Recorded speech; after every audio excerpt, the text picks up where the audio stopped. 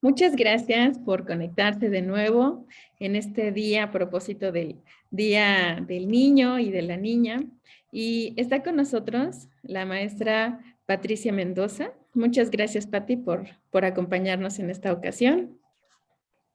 Hola, Eri. Buenos días. Es un placer estar acá de nuevo. Muchas gracias, Pati. Y bueno, pues les voy a presentar quién es Patricia Mendoza. Ella es psicóloga, ella es maestra por parte de la UNAM. Actualmente es psicóloga adscrita al área de nefrología en el Hospital Infantil Federico Gómez. Y bueno, pues para quienes están fuera de México, el Hospital Infantil Federico Gómez pues es una institución muy reconocida que ha formado a médicos, a especialistas, pues exclusivamente para el área infantil. Entonces es una institución muy bondadosa, muy generosa porque atiende al sector público y bueno, pues una larga trayectoria. Y sobre todo lo que han hecho allá, Pati, en el área de psiconefrología, en el área pues infantil, en esta unidad de nefrología. Bienvenida, Pati, muchas gracias. Sí, muchas gracias a ti, Eri. Y Y bueno, pues, pues empecemos un poco sobre cómo es esta parte, Pati, de la enfermedad renal crónica en la infancia. ¿Cuáles son lo que tú observas ahí en el hospital? ¿Cómo lo abordan? pues fíjate, Eri, que sobre todo con los niños con enfermedad renal crónica, el trabajo se centra mucho en dos partes. Uno en los papás y también en ellos, en que ellos empiecen a entender y a conocer un poco qué es lo que tienen y qué es su enfermedad. Fíjate que uno de los grandes retos, sobre todo con los niños, es que normalmente no se visibiliza su opinión, ¿no? O su papel dentro de la enfermedad. A veces puede haber mucho temor tanto de los padres o del personal de salud de qué tanto decirle o qué tanto comunicarlo, qué tanto tiene que saber el niño acerca de su enfermedad. Entonces, es un tema también muy difícil de manejar, ¿no? Para, en general, el adulto. Ujú. Entonces creo que ese es uno de los principales retos con nuestros chiquillos, pero algo que hemos observado es que a medida que nosotros tratamos de involucrarlos más, ¿no? Y adaptar la información a una forma en la que pueda ser comprensible para ellos, ¿no? Para ellos como niños, como escolares o incluso como preescolares, por ejemplo, a través del juego, eso hace que ellos tengan mayor inquietud y que de hecho la mayoría, en la mayoría de los casos, quiere conocer, no quiere saber qué es lo que tiene, porque así como adultos podemos tener ansiedad, incertidumbre, también duelo, tristeza acerca de lo que nos está pasando, los niños también. Y a veces ocultar información, ¿no? O esta famosa conspiración del silencio, ¿no? De este secreto a voces de algo tiene, pero no se lo decimos directamente a él, también le genera ansiedad y malestar al niño. Entonces, la salud mental, ¿no? Preparar al niño, involucrarlo, informándole de acuerdo a los recursos que ellos tengan y a lo que también ellos necesiten saber y vayan teniendo inquietud, va facilitando y mejorando mucho ese camino para trabajar después cuestiones posteriores como su calidad de vida, ¿no? De ya con esta enfermedad o con esto que te está sucediendo, ¿qué podemos seguir haciendo para que tal vez puedas seguir rehabilitándote o acudir a la escuela, puedan seguir siendo principalmente niños, ¿no? Niños con todo y una enfermedad que sí tienen que incluir a sus vidas, pero que lo principal es que son niños y cómo vivir una infancia con una mejor calidad de vida. Ujú. Y me llama la atención porque para cada edad, pues su propio desarrollo cognitivo y cómo en cada etapa, pues se reconoce el diagnóstico. ¿Entre qué edades ustedes trabajan ahí en el hospital? ¿Qué edades tienen sus niños? Uy, pues tenemos chiquitos o hasta incluso neonatos, ¿no? Por ejemplo, hubo hace algunos meses un pequeñito de un mes. Entonces ahí principalmente obviamente se trabaja con los papás, pero llegamos a tener desde meses, a veces 2 años, 3 años, se atienden hasta 18 años de edad, pero más o menos justo en escolares, ¿no? Esta parte de la preadolescencia sería hasta los 11 años, 12 años de edad. Algo que comentabas también muy importante y es algo que vemos mucho en nuestros niños con insuficiencia renal o con nefropatía, es que la mayoría de las veces su desarrollo emocional no va acorde a su edad cronológica, ¿no? O a lo que sería esperado, porque empieza a haber un retraso en el desarrollo de todas sus áreas, ¿no? motora, en el lenguaje y en la emocional también. Y ese es un aspecto que como personal de salud, ¿no? Y también los papás debemos de conocer o de enseñarles para justo poder adaptar, ¿no? La información al niño y justo ver qué es lo que podemos ayudar a mejorarle, ¿no? Qué estrategias empezar a tener o cómo justo ajustarlo al contexto de ese pequeñito en particular. Y veo que son como diferentes retos para ti, porque por un lado, ¿cómo le explicas el diagnóstico a un niño de 3 años, de 5 años, de 8 años, de 11 años? Para cada grupo de población, ¿ustedes desarrollan estrategias? ¿Cómo comunicar estos diagnósticos? Sí, por ejemplo, en los que son más chiquititos, preescolares, no se les dice como tal, ¿no? Un diagnóstico o tienes insuficiencia renal crónica porque no lo van a entender. Pero sobre todo con ellos los retos son pues estos cambios en su rutina, ¿no? Que eso es lo que ellos ven. Por ejemplo, ya no estar en su casa o tener que estar en un hospital o tener que también interactuar con muchas personas que para él son desconocidas, también los tratamientos invasivos que lo tengan que estar picando, el manejo del dolor. Entonces, sobre todo con los más chiquitos, algo que trabajamos y hacemos mucho es juego, ¿no? Recordemos que el juego es el principal lenguaje y medio de comunicación del niño, ¿no? En el que nosotros observando, ¿no? Cómo es su juego o también a través de él podemos también empezar a inducir, ¿no? O hipotetizar cómo está siendo su vivencia. Entonces, algo que usamos mucho con estos chaparritos es juego médico, ¿no? Y ahí ya vamos observando, por ejemplo, hay algunos niños que luego dicen, ah, pues este es el doctor, va y te viene a picar y empieza a decir, ah, ¿no? Entonces, ahí ya podemos empezar a ayudarle al niño con la ayuda del papá de, a ver, ¿qué puedes hacer o qué le puede ayudar al osito para a la hora que va a venir el doctor a picarle? Ah, pues podemos enseñarle a respirar. A ver, vamos a respirar y enseñarle al osito cómo podemos hacerlo. Ah, pues empezamos a inhalar y exhalar, ajá. O a ver qué más podemos utilizar burbujas, ¿no? Y entonces les enseñamos a los niños pequeños a empezar a tener estos ejercicios de respiración y relajación, por ejemplo, con las burbujas. Entonces, eso es lo que se hace con los más chiquititos, con los escolares que ya tienen un vocabulario más amplio, ¿no? Que ya empiezan a desarrollar un poco más este pensamiento lógico, empiezan a observar, empiezan a tener mayor curiosidad de lo que está pasando. Ahí también vamos viendo a ver qué es lo que quiere saber, ¿no? O qué es lo que se imaginan que está pasando.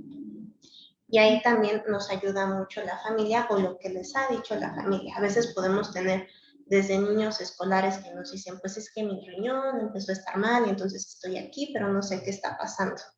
Y ya les preguntamos, ¿tú quisieras saber o qué es lo que quisieras saber? Y ahí es ya como vamos midiendo a ver qué es la información que damos y cómo se la podemos dar, ¿no? De una manera que emocionalmente ellos puedan irla acomodando, asimilando y que nos ayude o les ayude a ellos especialmente pues a poder pues atravesar ese acompañamiento de la enfermedad. Con los escolares también usamos juego, pero a veces también mucho material visual o esto que llamamos psicoeducación. Por ejemplo, en el hospital tenemos un tablerito que tiene los riñoncitos, ¿no? Y unas de las chicas de las psicólogas que también trabajan y hacen su servicio social ahí hicieron pues como un material muy padre, ¿no? En el que justo por medio de una manguerita, no sé cómo lo hicieron, pero está padrísimo, empiezan justo a inyectarle como si fuera la pipí, ¿no? A los riñones y entonces ahí le empezamos a explicar a los niños qué es lo que hacen los riñones en su cuerpo, que es algo súper básico, ¿no? Para que ellos puedan entender lo que les está pasando y también puedan empezar a desarrollar esto que empezamos a llamar estrategias de autocuidado. A ver, cómo cuidarte, qué puedes hacer, por qué los riñones son importantes para todos en nuestro cuerpo, qué están pasando con los tuyos y por eso estás aquí. Entonces, poco a poco, ¿no? De acuerdo a cada pequeño, ellos empiezan a tomar sentido de lo que está pasando y empieza a ser mucho más digerible. Y podemos ver como el reto, porque por un lado, darle el diagnóstico a su grupo de edad y desarrollo cognitivo. Y por otro lado, el diagnóstico a los papás. Porque me imagino que allí también se enfrentan a otro reto, ¿no? Como en la medida en que los papás aceptan el diagnóstico, la calidad de vida aumenta en los niños. Ujú, exacto, ¿no? Y a veces también dependiendo de mucho cómo el papá, ¿no? Los cuidadores van entendiendo y asimilando e integrando lo que está sucediendo, los niños también, ¿no? Por ejemplo, teníamos justo hace poco una chiquita de unos 9 10 años de edad, que pues justo era recién diagnóstico, previamente era una niña que no había tenido ningún problema de salud, nos comentaba la mamá, y que entonces llegar, ¿no? Con estas urgencias y que de pronto te digan, ¿no? Como papá o mamá, que su hijo tiene una enfermedad que pues es crónica, que es irreversible, que va a requerir ahora ciertos tratamientos, ¿no? Para cuidar de su vida, ¿no?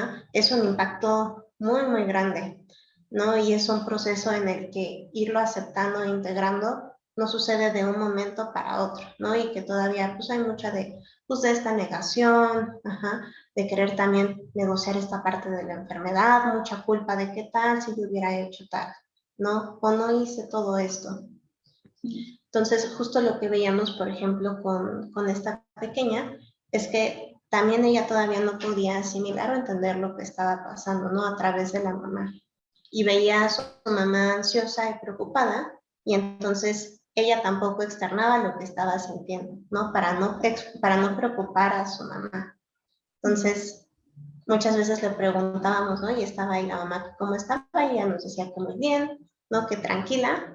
Y entonces en el momento en el que se iba la mamá, veíamos como su lenguaje corporal era como de, ¿no? Como relajarse por ya no tener que estar de alguna manera expresando o aparentando algo que no sentía. Entonces sí, con los papás también es pues como otro trabajo, ¿no? Que tiene que ir de la mano y es esencial para poder ayudar a los niños. Claro. Y pensaría también en esa mamá que tal vez ella igual estaba aparentando, ¿no? No sabemos cuál es la historia, pero a veces pasa de que uno aparenta para que la mamá no sufra o la mamá dice para que mi hija no me vea triste o para que mi hija no me vea preocupada. Y de repente nos volvemos en un mundo de apariencias, ¿no? Donde nos hacemos los fuertes. Y esto es algo muy valioso de la participación de psicología, porque esa expresión corporal de, ¿no? Como, ¿cuántos pesos vamos cargando? Y que con el apoyo del área de psicología, pues nos permite darle lugar a esa emoción, a esa idea irracional que nos genera mucho estrés o mucha angustia.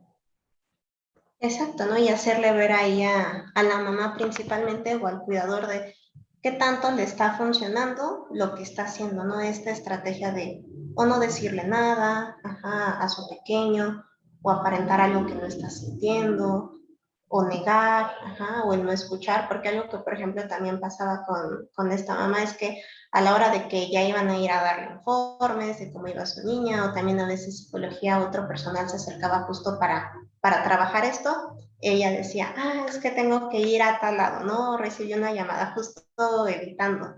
Entonces, poco a poco, ¿no? En el transcurso de los días, mientras esta pequeña estaba hospitalizada y que empezamos a trabajar, que ella se diera cuenta de qué tanto estaba funcionando esto y que pudiera observar a su niña, de cómo ella también estaba preocupada, pero que justo estaba teniendo pues la misma estrategia o respuesta que ella pues no le estaba ayudando, ¿no? Y que a pesar de que ella seguía o negando o tratando de reprimir algo que pues, obviamente era muy difícil de ir aceptando, de ir acomodando, esa carga emocional iba haciéndose muchísimo más grande, ¿no? En vez de que la ansiedad fuera menor, iba aumentando. En vez de que hubiera mayor certidumbre, había mayor incertidumbre. Entonces, que estaba haciendo todo lo contrario a lo que ella intentaba hacer. Entonces, que necesitábamos hacer algo distinto, ¿no? Que permitiera aceptar y observar eso que estaba pasando y que ahí va a estar, ¿no? Psicología y todas sus redes de apoyo, ¿no? Y el hospital, que es una red bien importante para los papás, para los niños, para ayudar a contenerla, ¿no? Y a guiarla y orientarla.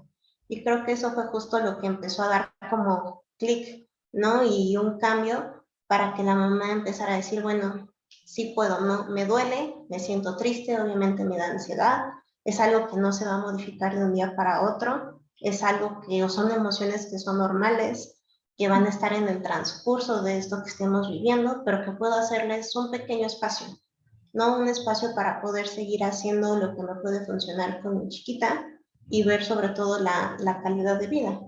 Ujú. Sí, porque justo lo que nos interesa es que después de un diagnóstico, ese es el reto. Y pues la historia del Día Mundial del Riñón nos ha permitido como ver todos los retos que representa pues tener un diagnóstico como enfermedad renal crónica. Ahora es una vez que está el diagnóstico, pues cómo aumentamos la calidad de vida de estos pequeñitos, porque pensaríamos a veces que un diagnóstico como tal impacta en todas las esferas. Ahorita nos hablabas del dolor, entonces empezamos a ver que hay estrategias para el manejo del dolor. Y si vemos, pues cada cuando toman muestras de sangre, ¿no? Las intervenciones, pues para la diálisis peritoneal, ¿no? Entonces, o en hemodiálisis, que allá casi no lo utilicen, pero pensemos en todas las como intervenciones que experimenta este escolar o este niño o niña y que presenta el dolor.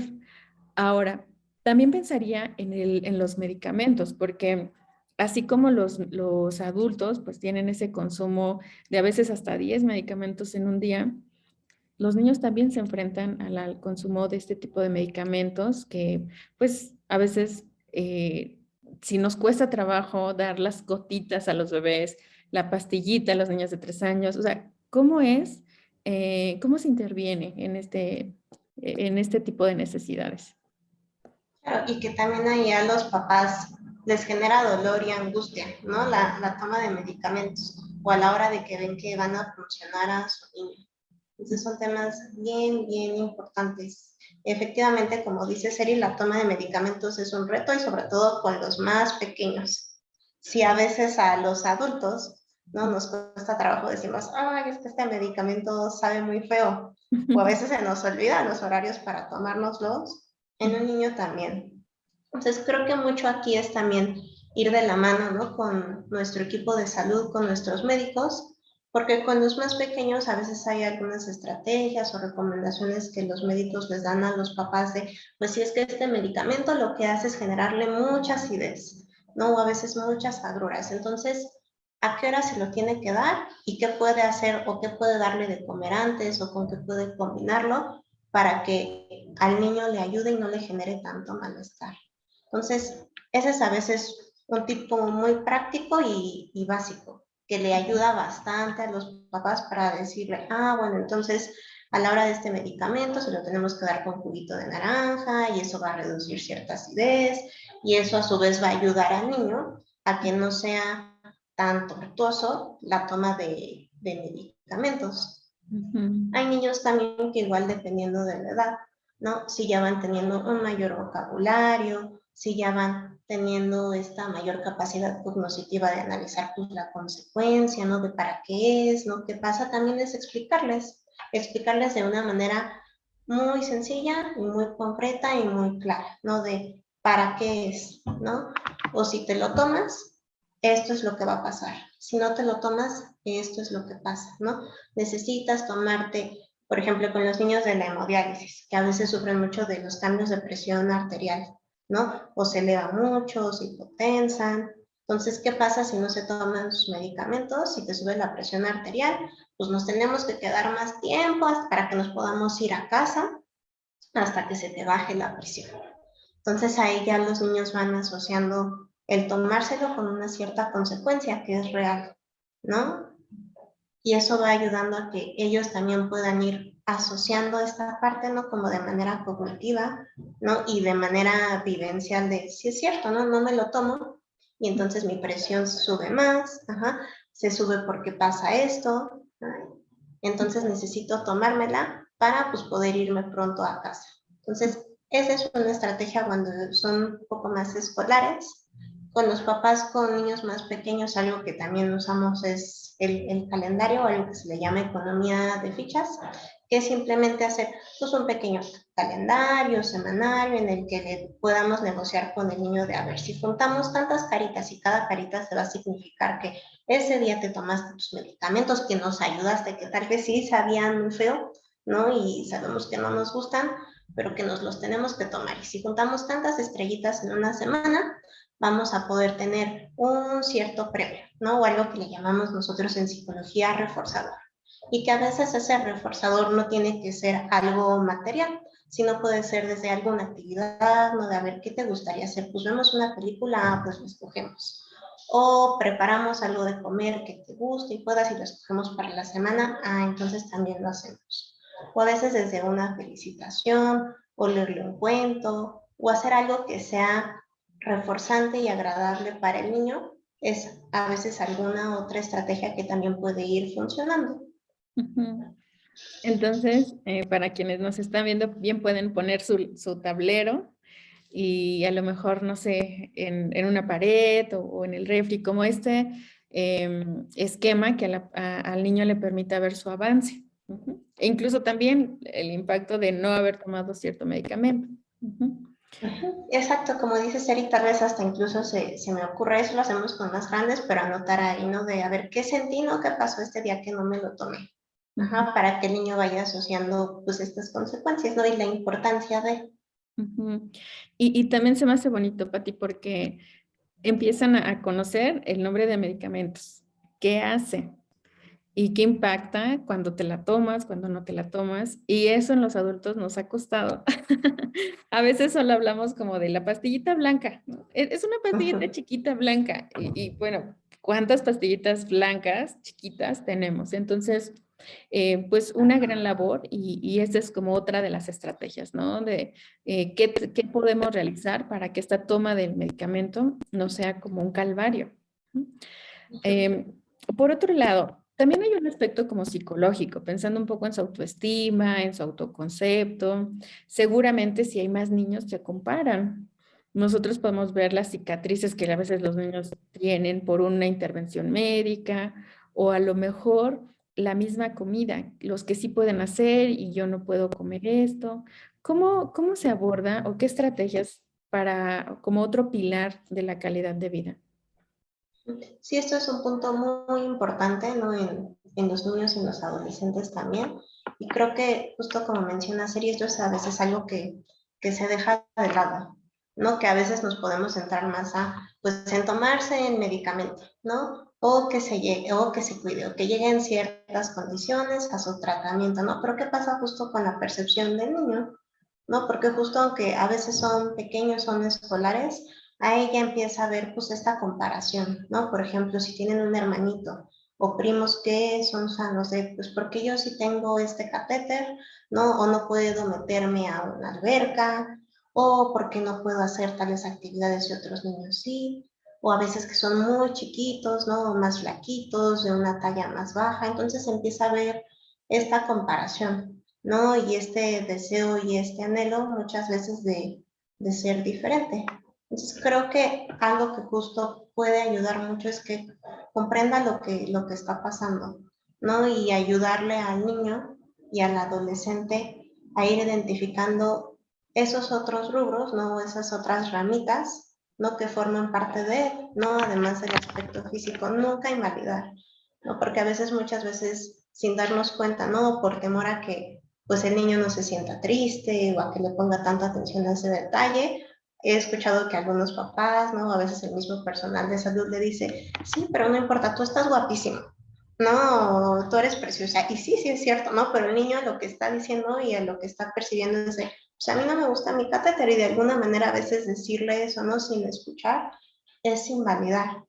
Entonces, sí es darle esa validación de que, pues sí, tiene sentido lo que dice, de su emoción, darle lugar y ese espacio a lo que nos está diciendo, a lo que está sintiendo, e ir ayudándole y buscar junto con él qué otras ramitas forman parte de él, ¿no? De su vida, en qué más es bueno y en qué más tienen habilidades, qué más pueden ayudar a desarrollar. Por ejemplo, ¿no? Tenemos niños, ¿no? Que son muy buenos dibujando, que son muy empáticos, y entonces también les vamos ayudando a reconocer esos otros rubros o características que también son importantes, Ujú. ¿no? También, por ejemplo, dentro de su aspecto físico, a ver qué es lo que te gustaría mejorar o qué te gustaría cambiar, y también a ir viendo qué es lo que se puede hacer o cómo ayudarle al niño a vislumbrar esa parte. Y creo que algo que también es bien importante y que ayuda mucho es justo poder hablarlo con otros niños o con otros adolescentes que tienen lo mismo que él, ¿no? Eso también les va ayudando a ellos a validar eso que están sintiendo, porque muchas veces justo les explican, sí, ¿no? Eso mismo que tú sientes, a veces yo lo siento, o a veces lo sentía y lo pensaba con muchísima mayor intensidad, igual que tú, ¿no? ¿Qué me ayudó, no? Parte del paso del tiempo, pero el también empezar a hacer otras cosas, ¿no? El darme cuenta de que podía aún así ir a la escuela, que tenía que ayudar a mi mamá, que entre también el cuidarme me ayudaba a hacer y sentirme mejor, el después ir yendo hacia esa dirección del trasplante, que es el principal objetivo con todos nuestros niños y que sabemos que es lo que va a ayudar a todos esos rubros, ¿no? Que a veces la insuficiencia renal crónica nos limita tanto a la parte física, a la parte de activación, ¿no? De poder otra vez incorporarse de una manera un poco más normal, ¿no? Como se podría en un niño ir a la escuela, posteriormente cuando sean adultos o adolescentes más jóvenes trabajar. Entonces creo que también va siendo esa suma de recursos que podemos ir tratando de adoptar, ¿no? Y de jalar con nuestros niños. Y pienso que tan importante, Pati, es como equilibrar como nuestra mirada como adultos, como cuidadores, porque a veces nuestra mirada solo está en la enfermedad renal, en el tratamiento, en tenemos que ir a las citas. Y ahorita nos compartes es cómo nosotros creamos espacios para identificar nuestras fortalezas. O sea, la parte del autoconocimiento, donde a veces hay, ustedes lo pueden ver, niños, lo mencionabas, que dibujan muy bonito. Y de repente eso es como, en algunos contextos sociales y culturales, pues es como de, pues no es como una habilidad, ¿no? Solo está entretenido y dibuja bonito. Pero ¿qué tal si es un futuro diseñador, diseñadora gráfica, caricaturista, ilustrador? Y que de momento pues ni siquiera lo percibimos. Entonces, esta parte de conocer nuestras fortalezas o en este caso las debilidades también. Algunos nunca fuimos buenos para los deportes y que es claro, o sea, tener esta claridad en qué deportes sí, en qué artes sí o en cuáles no. Entonces, en la medida en que papás y el equipo de salud o los cuidadores estén presentes a reconocer las fortalezas y las debilidades sin hacer como esta, lo pensaría como compensación, ¿no? Que invalida lo que tú nos mencionabas, ¿no? Sus sentimientos. Ok. Y bueno, en esa parte, pues de la autoestima nos toca fortalecer desde el equipo de salud, el equipo, la familia, los cuidadores. ¿Qué pasa, Pati, cuando se está a la espera de trasplante? Porque para hablar de calidad de vida, de los tratamientos ideales es el trasplante. Sin embargo, a veces se pospone, no llega donante y pues los niños, niñas que tienen enfermedad renal crónica, pues es como el anhelo, pero pues no ocurre. ¿Cómo se trabaja desde allí? O que muchas veces no ocurre o esas expectativas que teníamos no son tal cuales como empiezan a pasar, ¿no? Y que entonces se llega a esa frustración, ¿no? De cómo no se me habían dicho que a veces el tiempo de espera promedio es tal, ajá, o que voy a estar ante, si me trasplanto, perdón, solamente un tiempo de 2 semanas hospitalizado y a veces eso no pasa así. Entonces, justo son muchas expectativas, ¿no? Y anhelos y deseos que se van poniendo en esa meta, ¿no? En ese trasplante. Entonces, algo que justo ayudamos nosotros a preparar a los papás y al niño es que es justo como un camino, ¿no? Como ir a un lugar hacia el que queremos ir, ¿no? Que tiene tal vez ciertos aspectos que van a ser positivos, que es un lugar que nos es valioso, que nos va a dar ciertas sensaciones, pero que durante ese camino, ese trayecto, esa carretera, a veces puede haber ciertos obstáculos o puede haber ciertas situaciones que no esperábamos, pero a veces pasan, ¿no? A veces puede llover, se nos puede ponchar una llanta, podemos sentirnos cansados y a veces tenemos que tomar una pausa y descansar. Entonces, que nuestro camino hacia el trasplante, así como en la vida, como si fuera cualquier otra cosa, a veces va a ser así. ¿no? Y que va a haber ciertas cosas que van a poder ellos controlar y anticipar, o el equipo médico o el equipo de salud de conjunto con ellos, pero va a haber algunas otras que no, y que nos van a generar justo esta serie de emociones como frustración o enojo o tristeza, y que va a ser totalmente válido, ¿no? Y que justo a veces el camino hacia el trasplante involucra eso, ¿no? Sentir absolutamente todo, ¿no? Estar conscientes y observar, pues, lo que me pone feliz, cuando me dicen, este estudio salió muy bien, ajá, o ahorita está bien, por ejemplo, tu hemoglobina, entonces podemos seguir hacia el trasplante, o tu papá, si tienes algún donador, pues salió muy bien estos estudios, entonces vamos avanzando, pero a veces también va a requerir de observar y sentir todo lo demás, ¿no? Justo estos obstáculos, como por ejemplo con la pandemia, ¿no? Hubo muchos protocolos de trasplante que tuvieron que pararse o detenerse durante un cierto tiempo, y que justo esa expectativa o lo que se tenía planeado cambió totalmente. Y también dentro de este camino, creo que le va enseñando a los papás y a los niños a ir teniendo cierta flexibilidad, ¿no? Cierta flexibilidad de lo que puede pasar, de lo que necesitamos hacer, pero que aún así podemos ir teniendo un camino orientado hacia lo que nos es valioso. ¿Por qué les es valioso el trasplante? No, creo que a veces es una pregunta muy importante. No, no es el trasplante solamente en sí, sino es lo que significa, ¿no? ¿Para qué quieres trasplantarse, no? ¿Para qué quieren que su niño se trasplante? Y a veces puede haber muchas respuestas, tal vez la general es, pues, para que esté mejor o que pueda tener mejor calidad de vida. Pero ¿para qué quieres tener mejor calidad de vida? ¿O qué sería eso para ti? Pues porque quiero regresar a estudiar, ¿no? Porque quiero poder comer ya más cosas, eso luego nos hacen mucho los niños pequeños, o porque quiero tomar agua, no, no quiero tomar solamente los dos vasitos, quiero tomar mucha agua. Los papás para que pueda estudiar, ¿no? Para que no tengamos que estar viviendo tanto en un hospital, para que podamos en algún futuro, ¿no? O en un cierto tiempo regresar a nuestro lugar de origen, ¿no? Si vivían en otro estado. Entonces, eso es lo valioso de un trasplante, de todas esas partes.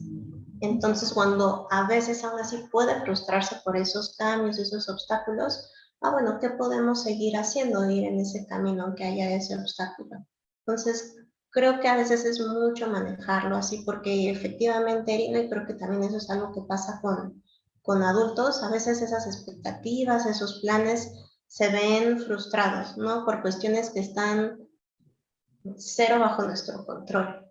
Entonces es poder, pues, aceptarlos, entenderlos, flexibilizarlos, poder estar con esas emociones que nos genera a veces de decir ya no quiero nada, ¿no? A veces eso también pasa, que en el momento cuando hay un impacto de esa noticia, de esa crisis, los niños nos dicen, no, entonces ya no quiero, mejor ya no. Entonces le damos lugar, ¿no? A eso que nos está diciendo esa emoción, ayudarles a entender qué está pasando, y después otra vez tomar y seguir en ese camino. Entonces creo que es un acompañamiento muy importante, y que justo es a veces como un sube y baja, ¿no? Tenemos que ir viendo hacia dónde se va inclinando más esa balanza, ¿no? Si algo pasa y a veces estamos arriba, a veces abajo, de irlo ayudando, ¿no? Acompañando en ese camino. Ujú. Y es que este camino tiene, no es lo mismo la experiencia de estar en diálisis peritoneal, porque pensando en cómo hay algunos niños que pueden tener como mayores restricciones en cuanto a los alimentos, en cuanto al líquido, pero también en hemodiálisis, ¿no? Es muy, hay condiciones que pueden complejizar los tratamientos, ¿no? Hablamos de la enfermedad renal crónica, pero sabemos que hay niños que tienen lupus o que diabetes, ¿cómo se llama? Juvenil, tipo 1. Entonces, a partir de este tipo de diabetes se complejiza y, bueno, surge la enfermedad renal crónica. Entonces, podemos hablar que podemos enfrentarnos a otro tipo de enfermedades conjuntamente con la enfermedad renal crónica y también durante el trasplante. A veces pasa que hablamos del trasplante porque sí tiene mejores indicadores en la calidad de vida, pero sigue siendo un tratamiento, no es la salvación.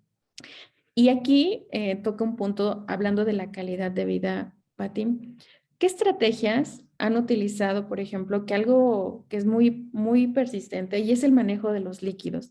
En este caso, ¿cómo se aborda con los niños? Ay, efectivamente, Eric, creo que ese es nuestro dolor de cabeza y especialmente para los niños porque es lo que hemos visto, ¿no? Pues de manera empírica, pero también lo que encontramos, por ejemplo, en estudios, en investigaciones, que es la fuente de mayor estrés, ¿no? Sobre todo con los niños que tienen una terapia de sustitución, ¿no? El manejo de los líquidos.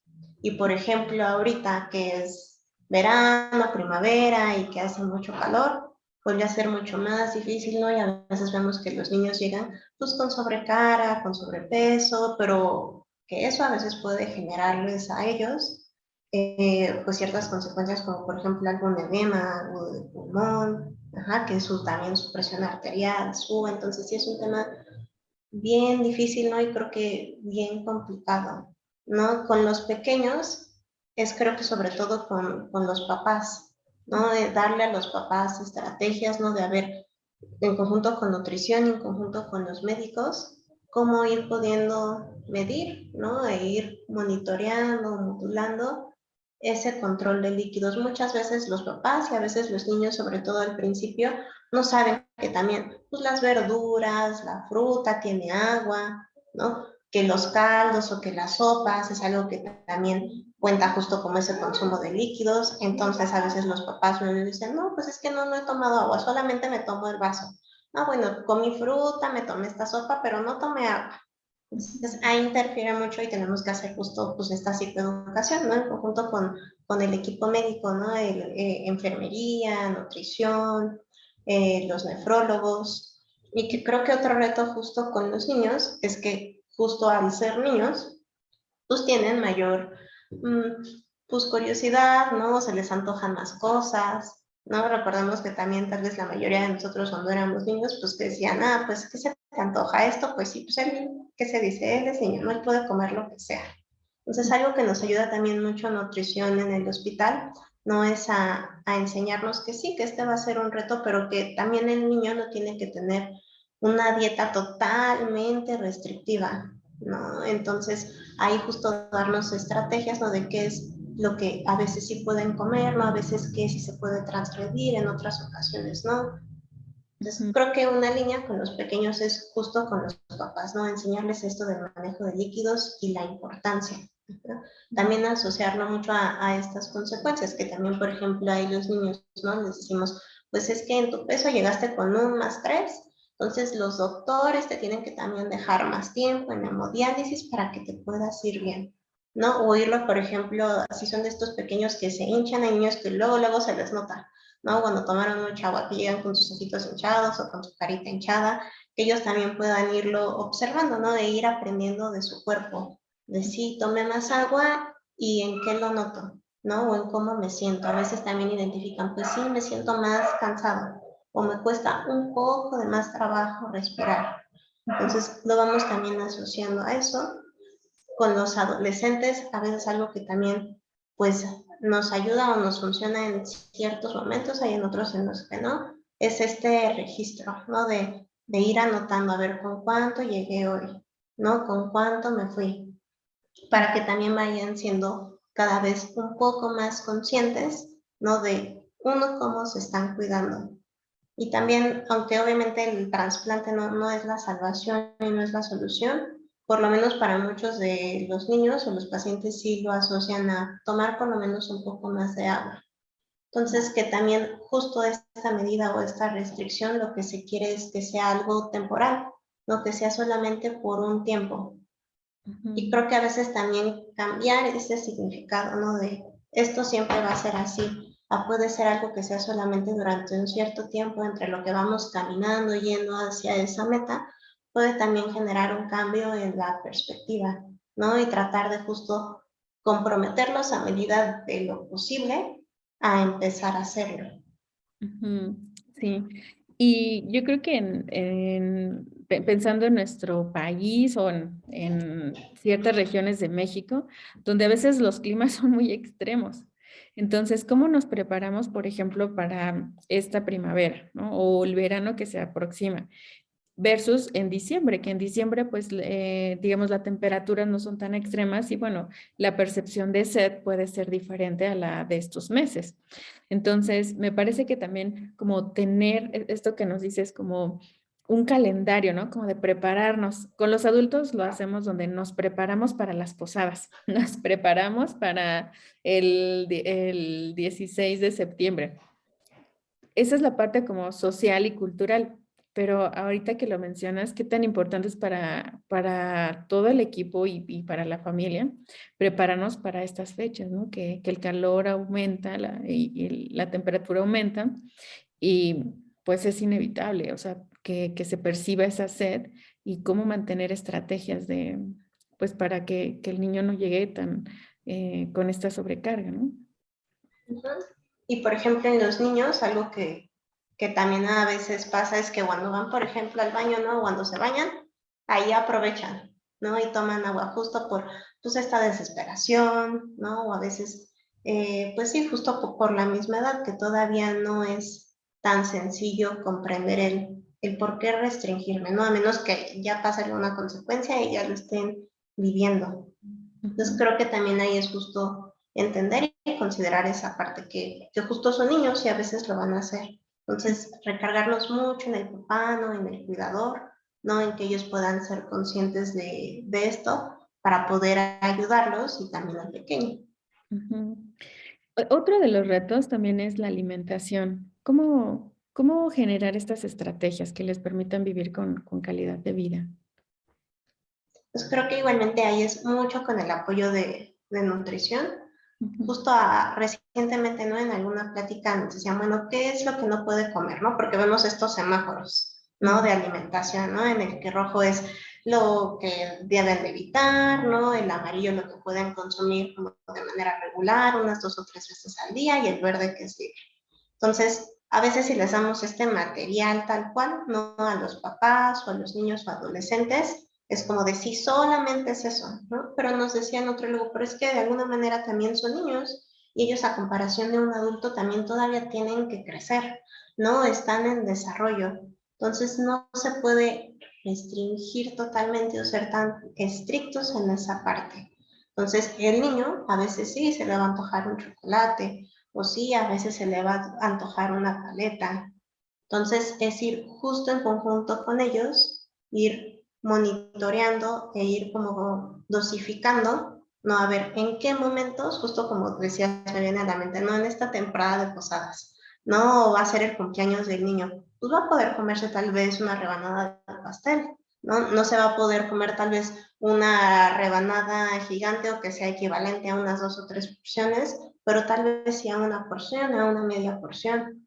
Entonces, si se come su rebanada de pastel que es en su cumpleaños en la tarde, bueno, entonces va a tener que cuidarse un poco más en la cena. Entonces, es decir, dándole estas estrategias a los niños, a los papás, a los adolescentes, de cómo irlo dosificando sin tampoco restringir, porque a veces, ¿qué pasa cuando les decimos a los niños, no hagas esto, no lo puedes hacer? Van y lo hacen. Y muchas veces no lo dicen, ¿no? Porque justo pues está el miedo a esta pues represalia o al castigo. Entonces, si tenemos esta comunicación pues más abierta y que no sea solamente hacia la restricción, sino más bien al automanejo, al autocuidado, a cómo irlo dosificando, va ayudando también al niño que sí puede probar o comerse su rebanadita de pastel cuando es su cumpleaños, o por ejemplo ahorita en el Día del Niño les llevaron también algo diferente de comer, para ir también teniendo esta variedad.